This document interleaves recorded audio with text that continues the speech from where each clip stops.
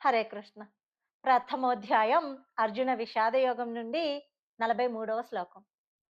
దోషైరేతైః కులజ్ఞానాం వర్ణసంకరకారకైః ఉత్సాద్యంతే జాతి ధర్మాః కులధర్మాశ్చ శాశ్వతాః.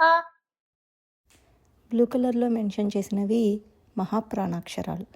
H sound mix చేసి చదవాలండి. కులజ్ఞానం అని చదవకూడదు. ఆఖరి పాదంలో కులధ ధ హెచ్ సౌండ్ మిక్స్ చేసి చదవాలండి. ఇక ఎల్లో కలర్లో మెన్షన్ చేసినవి సంయుక్తాక్షరాలు. చదువుతున్నప్పుడు 2 సౌండ్స్ వినిపించాలండి. వర్ణ వర్ణ రా సౌండ్, అనా సౌండ్ 2 వినిపించాలి. అప్పుడే అది కరెక్ట్ ప్రొనౌన్సియేషన్ అవుతుంది. మొదటి పాదంలో రెడ్ కలర్లో హెచ్ పెట్టానండి. దాని అర్థం దోషై రేతై. అక్కడ విసర్గ వచ్చింది కదండి.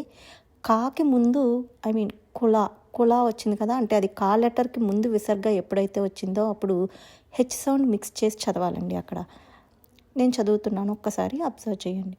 దోషై రేతై కులజ్ఞానం. ఆ హెచ్ సౌండ్ అక్కడ వినిపించాలండి. అప్పుడే అది కరెక్ట్ ప్రొనౌన్సియేషన్ అవుతుంది.